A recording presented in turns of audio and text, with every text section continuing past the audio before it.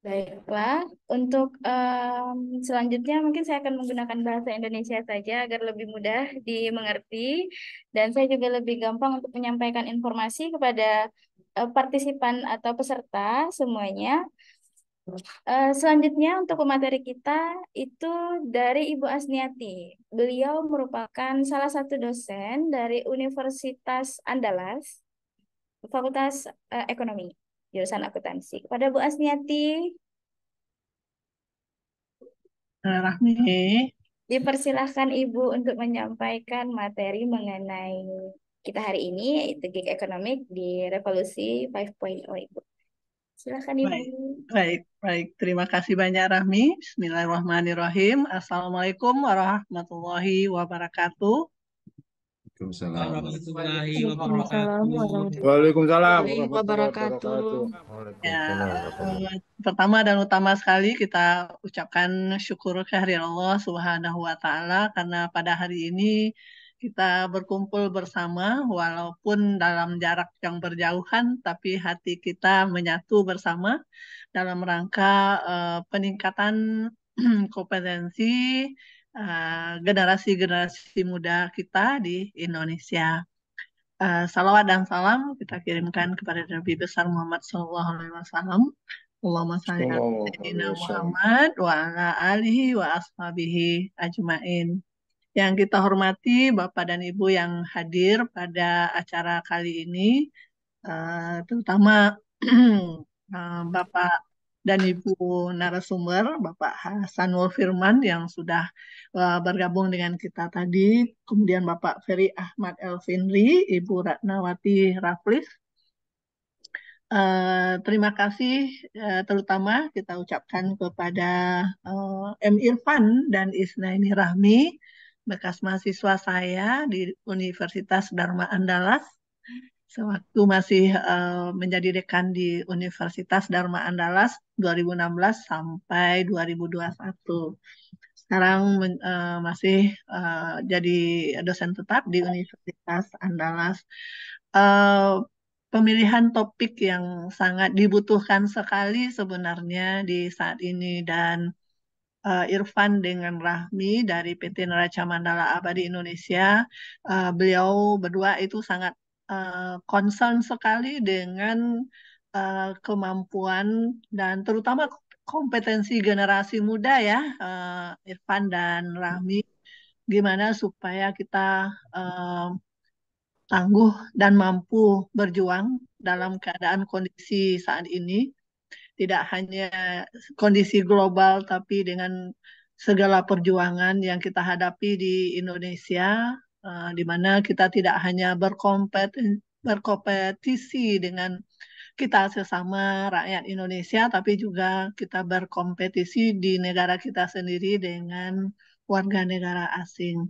Nah, oleh sebab itu, pada kesempatan ini, dari topik yang disiapkan oleh Irfan dan Rahmi, Ibu memilih kompetensi ya, karena tadi dan alhamdulillah tadi kita sudah memperoleh informasi dan pengetahuan yang banyak sekali dari Pak Firman tentang bagaimana kita berperan ke depannya menghadapi eh, emerging market yang sekarang sudah sangat berubah.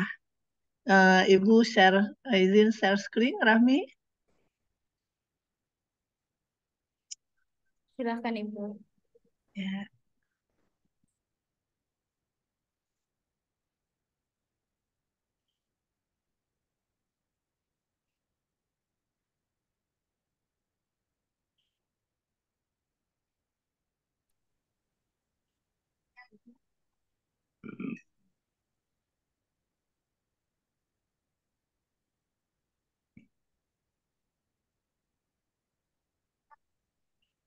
sudah kelihatankah slide Ibu, Rahmi? Kelihatan Bu.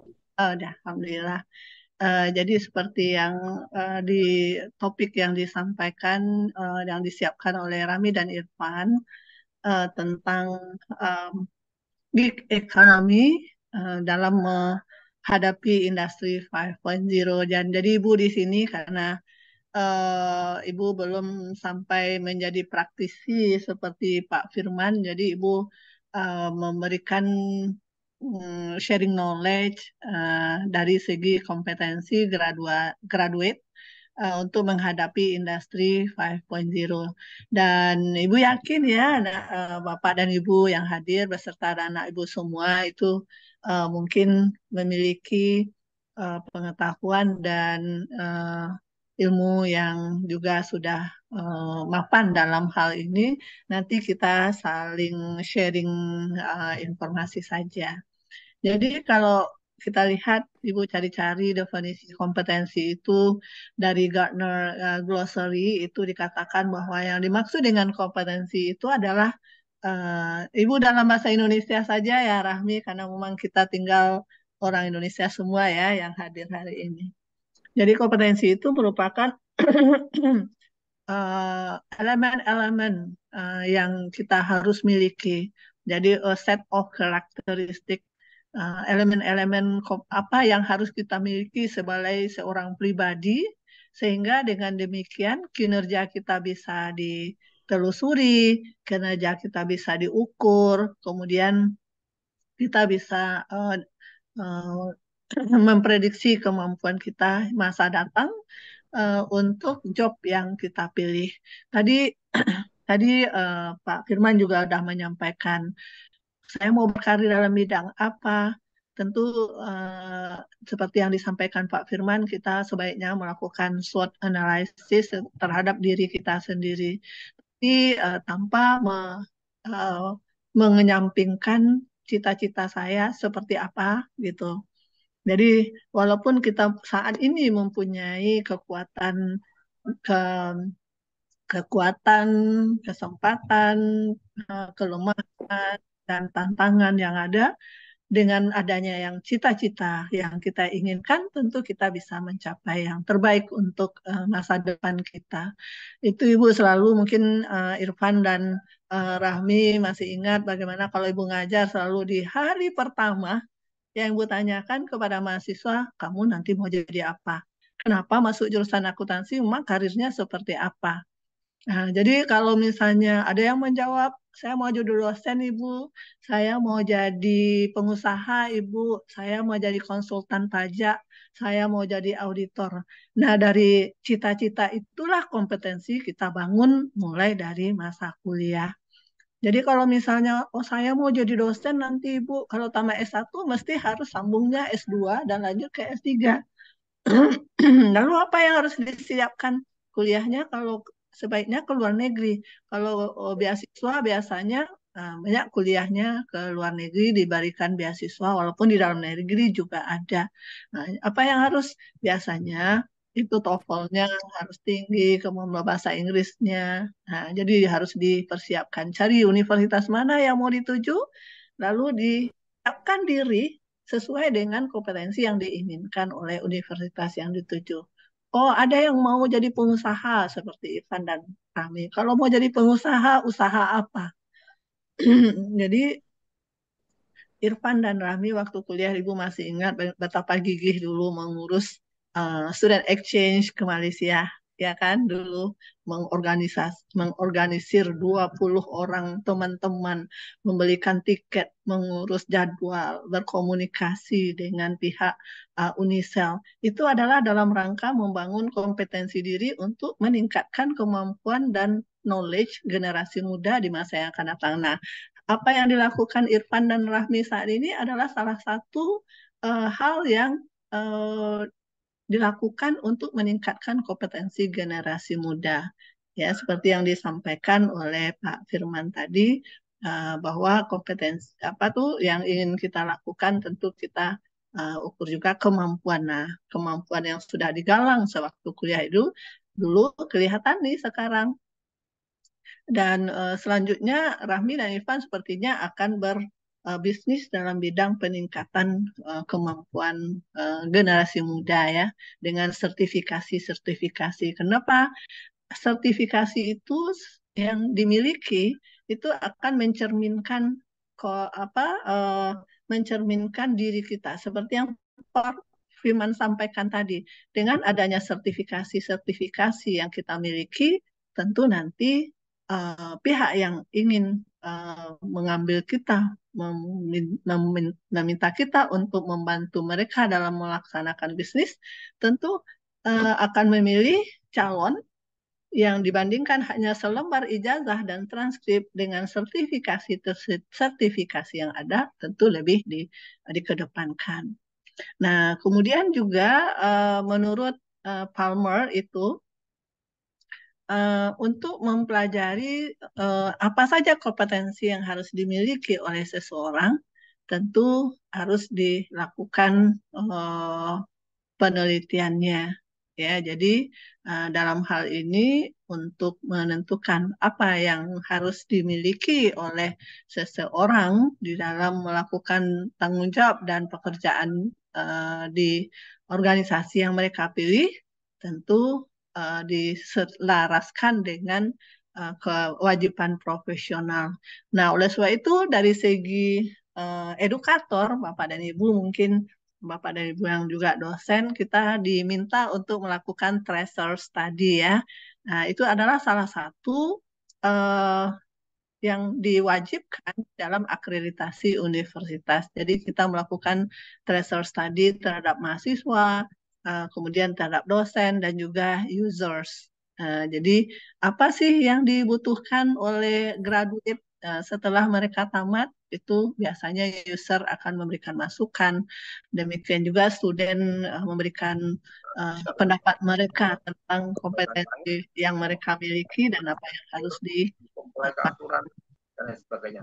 Nah, dalam hal ini, seperti topik yang diberikan oleh Irfan dan Rahmi, saat ini mungkin kita di Indonesia masih dalam industri 4.5, padahal di negara-negara yang maju mereka sudah memasuk ke society 5.0. Jadi di situ perkembangan industri yang ada saat ini, yaitu yang kedepannya kita akan menyongsong industri 5.0, di mana pada saat awal-awal mulainya budaya di dunia, itu di mana industri dikenal istilahnya dengan industri 1.0, di sini nenek moyang kita itu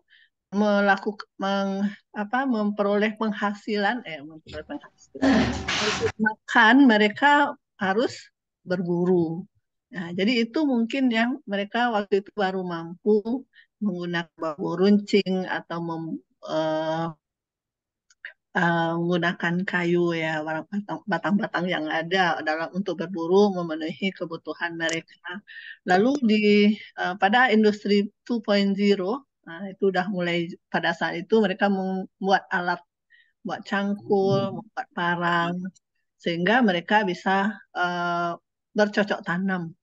Ya, jadi tidak makan dari hasil buru saja lagi, tapi juga sudah mulai bercocok tanam, melakukan majukan pertanian dengan membuat alat. Tapi selanjutnya pada abad ke-18 yang kita kenal industri 3.0 itu sudah ditemukan mesin, ya, sehingga dengan mesin itu mereka bisa memproduksi secara massal barang-barang yang dibutuhkan oleh masyarakat pada saat itu, sampailah di abad ke-20, 1900-an, yang kita kenal istilahnya dengan industri 4.0, di mana komputer itu sudah mulai digunakan. Ibu masih ingat waktu kuliah masuk tahun 84, 85 buat skripsinya sudah mulai pakai komputer, tapi pakai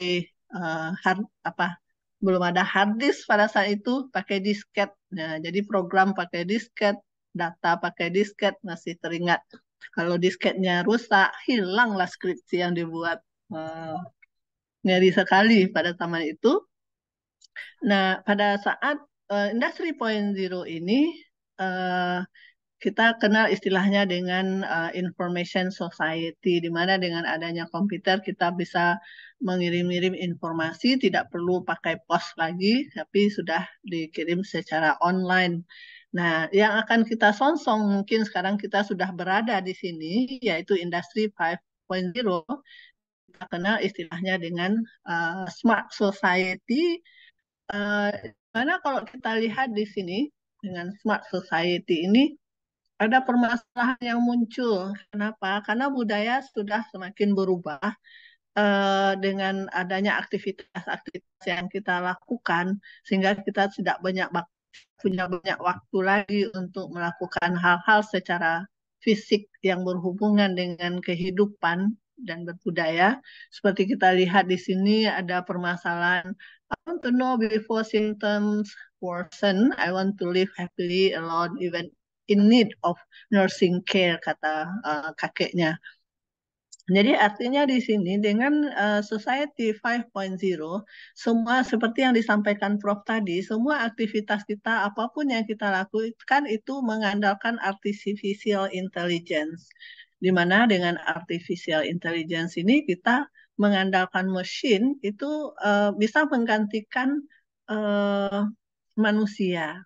Ya, jadi mesin diciptakan secerdas manusia sehingga dengan artificial intelligence kita tidak perlu pergi kursus bahasa Inggris lagi. Kenapa? Dengan Mbah Google kita belajar bahasa Inggris, grammar, pengucapan, bahasa Arab pun bisa, bahasa apapun. Malah kadang kalau kita lihat generasi muda sekarang itu sangat mahir berbahasa Korea. Nah, apakah mereka pergi ke Korea? Apakah mereka kursus bahasa Korea? Enggak. Dengan nonton film Korea, kemudian lihat ditanya sama Mbah Google, ini artinya apa? Kalau ngomong ini bagaimana? Nah, itu adalah kerja dari artificial intelligence. Jadi dengan adanya artificial intelligence ini, kita bisa mengambil data dan menganalisa data, apakah data kesehatan, data perusahaan, eh, data apapun ya dalam bentuk real time. Nah, kebetulan kemarin kami diberi kesempatan ikut workshop dengan Oracle.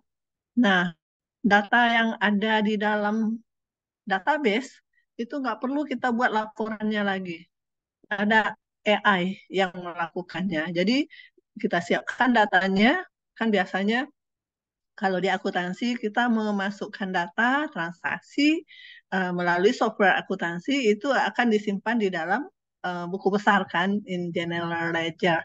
Lalu di buku besar itu nanti dengan si software akuntansi ini kebetulan ada sponsor dari Zahir ya. Dengan menggunakan Zahir data yang diinputkan nanti laporan keuangan akan tersiapkan. Nah, nggak perlu lagi kita sebagai akuntan menjelaskan bahwa naik turun penjualan, naik turun profit, biaya mana yang paling banyak, biaya mana yang harus dikurangi, yang harus di ini. Itu sudah dibuat sendiri oleh AI. Nah, Oracle sudah menciptakan performance management menggunakan AI. Nah, kembali kita di sini setelah data-data dikumpulkan dan dianalisa oleh artificial intelligence. Nah, ini diharapkan outputnya in society 5.0 itu di mana hidup kita semakin nyaman, di mana uh, robot bisa membantu kita menggantikan uh, asisten rumah tangga, ya. Kemudian bisa mengontrol kesehatan. Nanti dicek, ya kita cek kesehatannya, uh, misalnya tekanan darahnya, kemudian uh, apa gulanya, ukuran gulanya, nanti secara otomatis itu bisa diberikan ke dokter uh, uh, keluarga. Ya, jadi secara real time data-data kesehatan general check up yang kita lakukan di rumah itu bisa langsung dihubungkan. Demikian juga dengan kalau perlu lakukan treatment itu otomatis nanti bisa dikirimkan kalau sudah perlu bantuan ambulans itu langsung datang ke rumah. Dan banyak hal lain yang disebabkan oleh adanya artificial intelligence di Society Point 5 itu. Jadi kalau kita lihat terjadinya perubahan dari uh, Industrial 4.0 ke Society 5.0, di Industrial 4.0 itu kita mengandalkan cloud computing ya. Kalau zaman Ibu dulu di tahun 90-an semua data disimpan di disket, sekarang sudah disimpannya di awan. Apa contoh data yang disimpan di awan? Adalah misalnya kalau kita menyimpan data, mengirim data ke email, data kita ada tersimpan di email. Jadi kalau misalnya kita masih mengandalkan laptop atau mengandalkan flash disk untuk menyimpan data, berarti kita kembalinya bukan ke 4.0, udah kembali ke 3.0. Kenapa? Karena di Society 4.0 semua data sudah di awan, menyimpannya di email, menyimpannya di apa tuh namanya Google Drive, ya, OneDrive dan seterusnya. Nah, sekarang kalau dengan Society 5.0 itu data yang kita simpan di 4.0 itu baik di cloud ataupun secara fisik di laptop ini sekarang sudah bisa diterjemahkan dan dianalisa.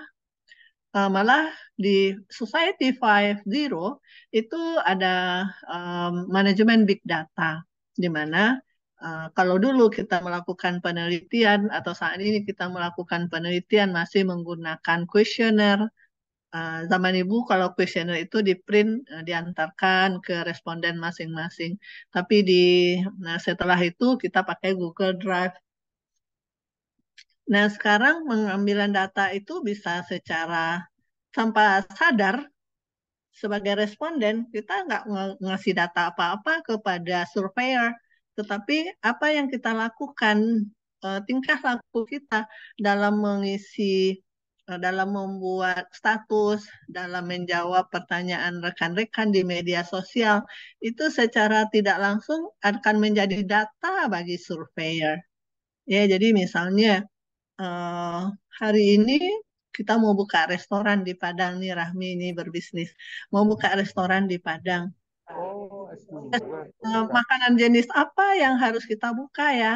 Itu kita eh, mengumpulkan datanya dari pembicaraan orang-orang Ya, di bergabung karena media ini sosial. Nah, webinar internasional. misalnya kita mau makan apa yang trending yang banyak diceritakan orang dalam hal makanan, apakah Iya, makanan Korea, makanan di hotel deh, atau Italian. negeri Padang. Jadi semakin banyak yang ngomong tentang makan Itali, nah itu tren Kelompok noh. terjadi pada kali ini misalnya. Atau trending orang memilih mobil, apakah Honda, Toyota, ataupun yang baru datang dari China ya. Nah, ada beberapa jenis merek, mana yang trending diomongin orang berarti itulah yang akan digunakan sebagai data dalam pengambilan keputusan. Nah, hal lainnya yang dilakukan di Society 5.0 ini misalnya uh, yang apa automatic driving yang tidak perlu sopir dan lain sebagainya seperti yang kita bahas tadi robot. Nah, untuk menyongsong industri 5.0 atau deal with the industry 5.0, kita sekarang sudah memasuki era itu seperti yang disampaikan oleh Pak Firman tadi. Nah, inilah yang karakteristiknya, di mana di industri 5.0 itu kita akan ada big data analysis, di mana datanya itu kita tidak lagi melalui survei, tetapi dengan menggunakan artificial intelligence kita bisa menyerap data dan menggunakan cloud computing, additive manufacturing sekarang perusahaan itu menggunakan proses produksinya tidak lagi dengan mesin, tetapi sudah dikontrol oleh komputer yang kita kenal istilahnya CIM, Computer Integrated Manufacturing, di mana desainnya itu sudah menggunakan CAT, Computer Aided Design ya, sudah menggunakan Computer Aided Design, kemudian proses produksi menggunakan komputer. Dulu di Minangkabau kita menghasilkan produk sulam-sulaman itu kan pakai mesin hitam tuh istilahnya di kita. Tetapi kalau pakai mesin hitam itu kan lama. Satu mukena itu bisa 1 bulan. Sekarang dengan menggunakan CIM, desainnya pakai komputer, penjahitannya dengan komputer, sehari bisa 1. Sangat produktif sekali. Sehingga kalau kita bandingkan hasil produksi yang dibuat dengan mesin, hasil produksi dengan tangan, itu apa konsistensinya bisa kita lihat yang dikelola atau dikontrol oleh CIM, oleh komputer. Karena kalau dengan tangan bunga yang satu dengan bunga yang lain bisa besarnya beda-beda, arah sari bunganya berbeda gitu ya. Nah, jadi dengan adanya additive manufacturing, kemudian adanya industrial Internet of Things, di mana dengan adanya internet ini, kalau dulu kita memesan barang menggunakan EOQ, Economic Order Quantity, kita hitung berapa safety stock, dan baru kita pesan, lalu memesannya butuh beberapa hari. Sekarang dengan menggunakan Electronic Data Interchange, industrial, manufacturing, dan industri-industri yang ada, tidak perlu hire orang yang mengelola inventory lagi. Benar seperti yang disampaikan oleh Pak Firman. Lama-lama nanti manusia ini sudah nggak dibutuhkan lagi untuk melakukan pekerjaan-pekerjaan tertentu. Nah, oleh sebab itu dan lain seperti yang lainnya sini-sini, augmented reality dengan adanya visual artificial reality ya, di mana dengan adanya komputer yang kita buat, kita bisa mempromosikan produk secara online, malah dengan menggunakan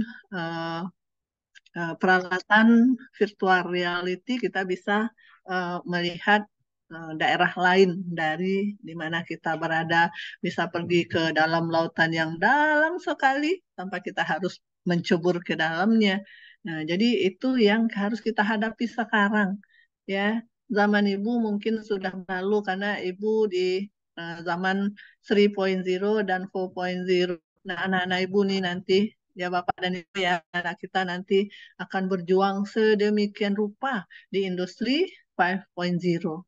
Jadi oleh sebab itu nggak bisa dengan selembar ijazah kita bisa berkarir. Tentu seperti yang disampaikan Prof. Firman harus ada kompetensi lain, ada sertifikasi. Nah, sedikit ini hasil survei dari Asian Development Bank yang dilaporkan di tahun 2022.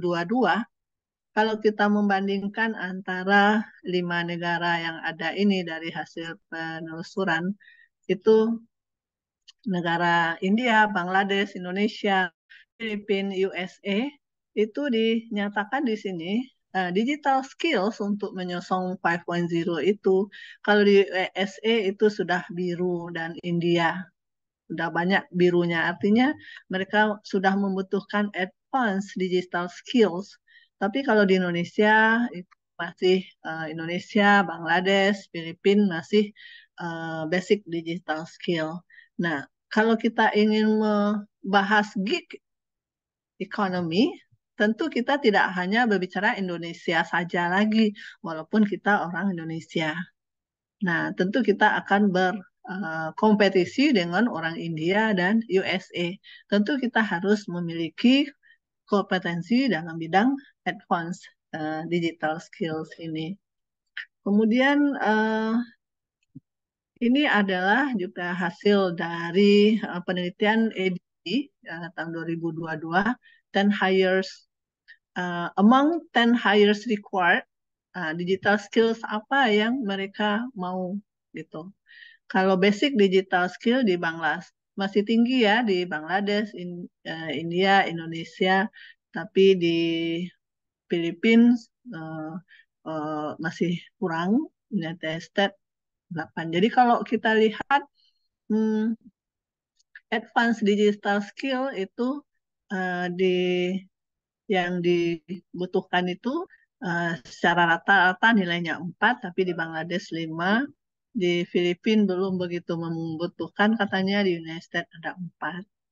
Nah, kalau dilihat dari segi sustainability in the future, dalam bidang green economy, online education, smart cities, itu uh, dikatakan basic digital skills itu penting di online education and smart city. Demikian juga applied digital skills dan advanced skill untuk green economy and smart cities.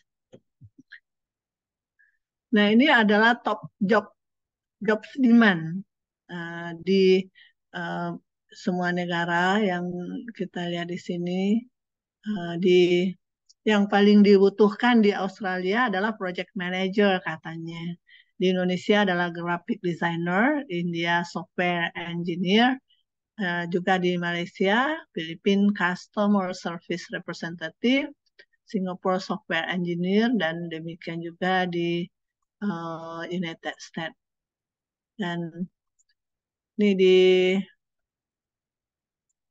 demikian juga, dan ini masih muncul di sini kebutuhan untuk lecturer ya. Jadi masih ada peluang untuk menjadi dosen yang dibutuhkan. Jadi yang nomor 1 adalah graphic designer kalau di Indonesia, kemudian marketing specialist, software engineer, lecturer, sales specialist, auditor, quality assurance specialist, secretary and administrative specialist, serta human resource specialist. Bu mau cepat ya, karena nanti takutnya terlambat. Kemudian, ini sudah tadi ya. Ini adalah digital skills yang dibutuhkan. Nah, digital skills ini kalau di Australia ada Microsoft Office, Indonesia Adobe Photoshop untuk digital design, dia SQL, Malaysia juga sama dengan Indonesia, Adobe Photoshop, Philippines, JavaScript, ini untuk Pak Eldon mungkin yang lebih ngerti ya. Dan di Singapura, JavaScript as well as in Philippines and Microsoft Office. Nanti kita share aja slide-nya. Kemudian top field study of employees holding jobs in demand. Nah, di Australia masih membutuhkan akuntansi ya. Kalau Indonesia lebih ke IT, India computer science, juga Malaysia, Filipina IT, Singapore computer science, as well as United States. Ini ranking 1 kebutuhan di masing-masing negara. Nah, sekarang kita masuk ke kompetensi. Berdasarkan National Institute Health, di tahun 2023 sewaktu dia mencari karyawan. Nah, ini katanya ada 4 kompetensi yang harus dimiliki calon sehingga bisa di-hire di National Institute Health ini. Yang pertama adalah kompetensi non-teknis. Ini mungkin bisa kita kenal istilahnya dengan soft skill ya, di mana dia calon itu harus mampu berkomunikasi dengan baik dan memahami teknologi. Ya, seperti yang dibahas tadi, kemampuan untuk Microsoft Office, Photoshop, dan lain sebagainya. Kemudian technical kompetensi ini berhubungan dengan latar belakang pendidikan. Jadi kalau misalnya mau di bagian keuangan, tentu mungkin orang akuntansi. Kalau mau berkarir di NIH ini untuk pengembangan usaha, tentu manajemen ya. Kemudian leadership and management itu kemampuan untuk menjadi leader. Dari mana leadership? Kalau non-teknikal itu biasanya di waktu kuliah Ibu selalu tuh setiap mata kuliah yang Ibu ajar, mahasiswa pasti harus presentasi. Dalam mengajar sisi informasi akuntansi misalnya, yang Rahmi sama Irfan ambil sama Ibu dulu. Setelah belajar teori, kita belajar bagaimana pengendalian intern, terus mahasiswa diminta ke lapangan untuk menemukan implementasi pengendalian intern di usaha-usaha objek yang dipilih, lalu kembali ke kelas mempresentasikan temuannya. Pengendalian intern di perusahaan yang dijadikan objek itu dievaluasi, berikan rekomendasi. Dalam rangka apa? Untuk mampu mengkomunikasikan hasil temuannya dan juga mahasiswa di sisi informasi akuntansi kan belajar visio ya. Bagaimana membuat diagram, bagaimana membuat data flow diagram, dokumen flowchart dengan menggunakan teknologi. Nah, itu adalah dalam rangka memupuk non-technical kompetensi. Teknikalnya itu materi-materi yang ada di bagian akuntansi. Nah, leadership. Dari mana mahasiswa memperoleh leadership and management? Irfan dulu adalah ketua BEM di Unida. Nah, sebagai ketua BEM, sebagai ketua unit apa tuh organisasi yang ada di kampus, itu adalah dalam rangka memupuk leadership and management. Kenapa? Karena di dalam berorganisasi di kampus itu kalau ada masalah mesti harus diselesaikan, bukannya lari dari masalah. Sekarang ini jangankan untuk dalam interview memperoleh pekerjaan, mencari menantu aja sekarang orang bertanya, kamu dulu waktu kuliah aktif di organisasi apa? Untuk menantu itu apalagi untuk bekerja di perusahaan. Kenapa? Orang yang eh, apa tuh aktif berorganisasi di kampus itu adalah orang yang proaktif. Nanti kita lihat bagaimana ciri-ciri soft skill yang dimiliki. Proaktif artinya apa? Kalau misalnya ada masalah kan harus didiskusikan dengan teman-teman sehingga bisa terselesaikan. Contohnya dalam sewaktu melakukan apa tuh kepanitiaan, misalnya penerimaan mahasiswa baru, selalunya mahasiswa baru adik-adiknya kan dilakukan apa tuh orientasi. Nah, nasi kurang, cepat tuh. Kalau nasi kurang, ayo cepat sekali beli. Atau misalnya, Bapak dosen belum datang, atau lah hubungi. Jadi artinya cepat tanggap, cepat menyelesaikan masalah, itu ada hanya di organisasi. Jadi Ibu selalu ngasih tahu ke mahasiswa, jangan jadi kupu-kupu. Apa itu mahasiswa kupu-kupu? Kuliah, pulang. Kuliah, pulang. Jadi setelah kuliah dengan dosen, nah, langsung pulang. Entah apa yang dikerjakan di rumah.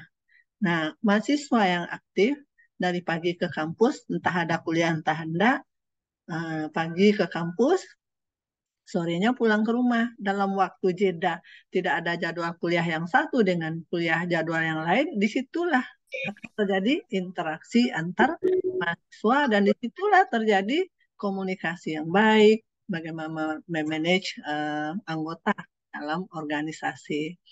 Nah, itu juga selain dari memupuk leadership and management, kalau kita memiliki jabatan di organisasi kampus, itu juga memupuk kemahiran sebagai eksekutif. Nah, Irfan sebagai ketua BEM dulu di Unida, itu udah jadi presiden loh. Kenapa? Karena Universitas Dharma Andalas itu adalah sebuah organisasi yang tidak ada intervensi dari pihak manapun. Jadi semua kegiatan di sana adalah Irfan yang mengarahkan teman-temannya. Jadi profesiensi itu dipupuk di masa kuliah. Jadi di masa kuliah tidak hanya kemampuan teknis saja yang diperoleh, juga ada kemampuan non-teknis, ada kemampuan manajemen dan leadership, ada kemampuan menjadi eksekutif ya dalam sebuah organisasi. Nah, Mohon itu izin tadi Ibu, sebelumnya ya. waktu untuk penyampaian materinya tinggal 5 menit lagi ya Ibu. Ya, baik, terima kasih Rahmi. Nah, ini Sama-sama. ya, menurut Jona, ini penelitian tahun 2022 dari hasil interview yang dilakukan oleh peneliti ini dengan user yang akan meng-hire karyawan baru, itu katanya yang dipentingkan juga adalah kemampuan untuk membangun kerjasama partner, kemampuan untuk berkomunikasi, sudah kita bahas, kemampuan untuk mengorganisir.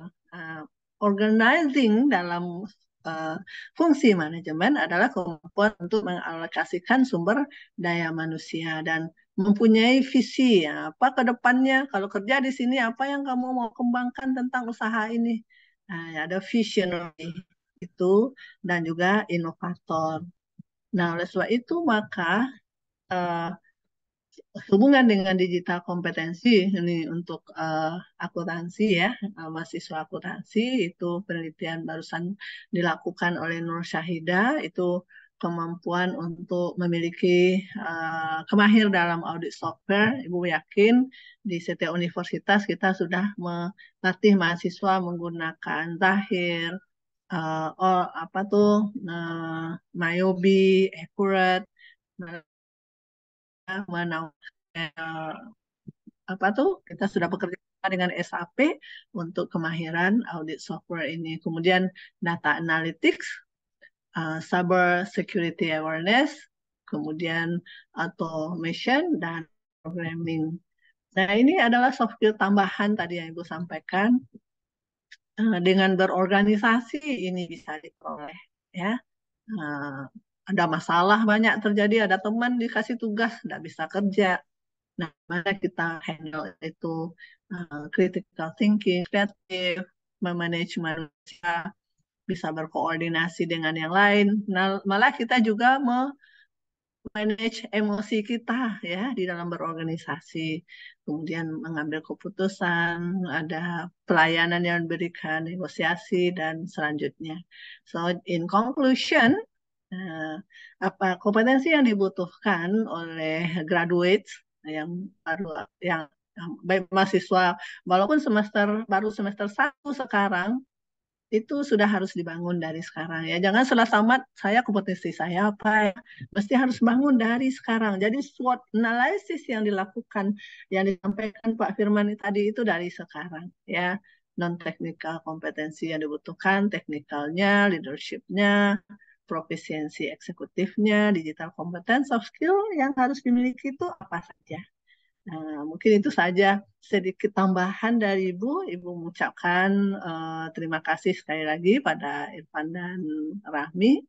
Minta maaf kalau ada kesalahan. Assalamualaikum warahmatullahi wabarakatuh.